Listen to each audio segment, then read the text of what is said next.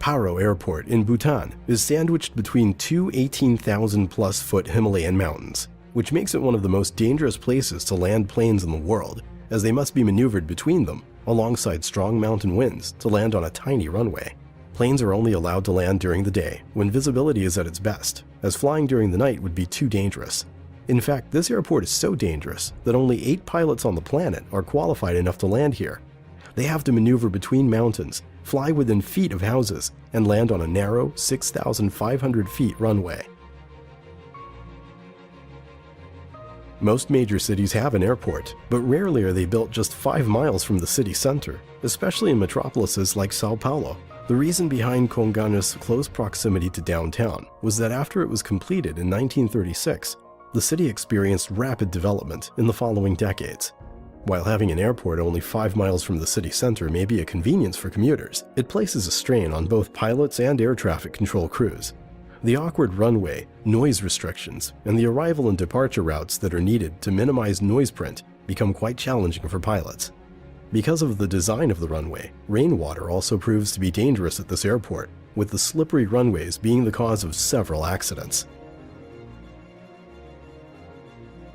Land is a scarce resource in Japan, so they built an airport 3 miles offshore into Osaka Bay to build this structure. Travelers can get from the airport to the main island of Honshu via car, railroad, or a high-speed ferry.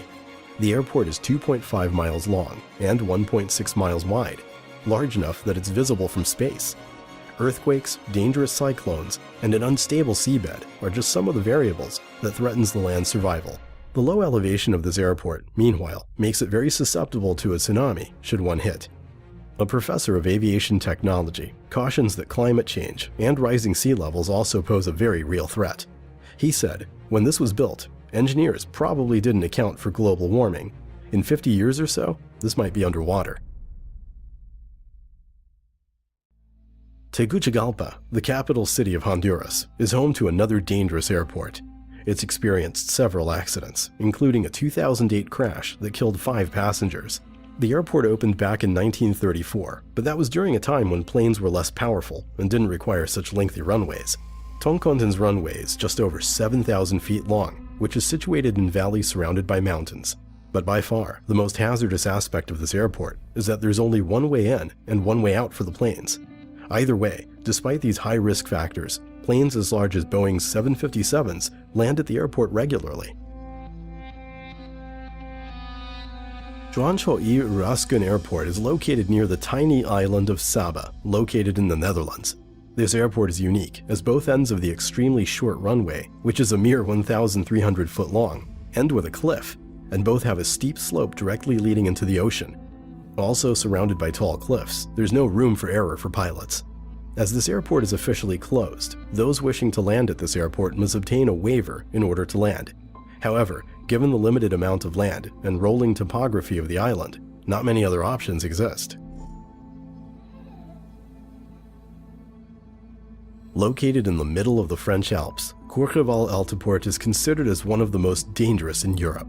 The runway measures just 1,722 feet long, and with a distinct hill in the middle, only the most experienced pilots can fly there. Of course, since the airport is in the French Alps, snow, wind, and ice wreak havoc with anything that is airborne.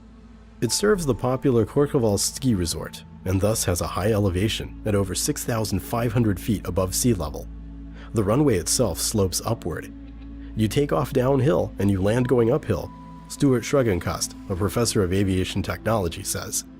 He adds that the hill, which has an 18.5% grade, is so steep that small planes could probably gain enough momentum rolling down it with no engine power to safely glide off the edge. Regarded as one of the busiest airports in the Caribbean and among the most dangerous in the world, the extremely short runway of 7,152 feet at Princess Juliana Airport means that planes have to approach the runway at about 60 feet above a crowded beach area.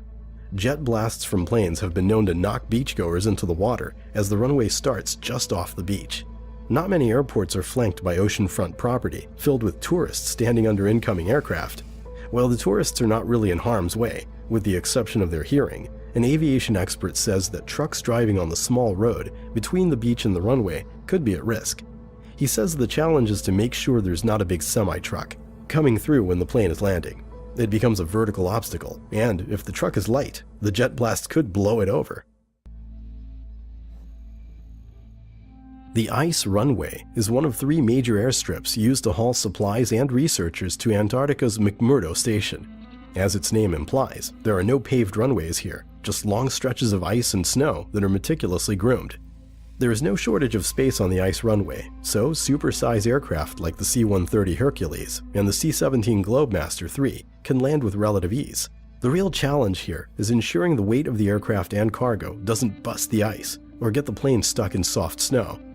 As the ice of the runway begins to break up, planes are redirected to Pegasus Field or Williams Field, the 2 other airstrips servicing the continent. The runway is only usable in the coldest months of the year, with each plane that lands on the runway being measured with a laser in order to determine how deeply it is sinking into the ice. Once a plane sinks at least 10 inches, it must be moved to a safer location on the ice. Between Morocco and Spain sits the tiny British territory of Gibraltar.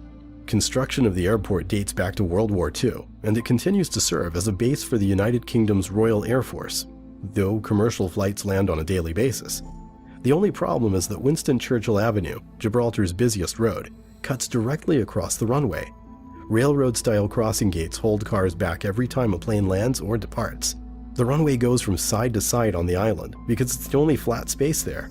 Either way, it's pretty amazing how there's never been a major accident at the airport. Tenzing-Hillary Airport was originally called Lukla Airport, but was renamed to honor the first climbers to reach the summit of Mount Everest, Sherpa Tenzing Norgay and Edmund Hillary. This airport, located in Lukla, Nepal, is to service those wishing to climb Mount Everest, as well as those wishing to explore the Everest region. There's several dangers associated with the airport's location, though. High winds affect maneuverability, while cloud cover affects visibility. Even more frightening, however, is that one end of the runway is preceded by high terrain instead of a sandy beach on the other end, which leads to a 2,000-foot drop. The airport has witnessed several accidents with the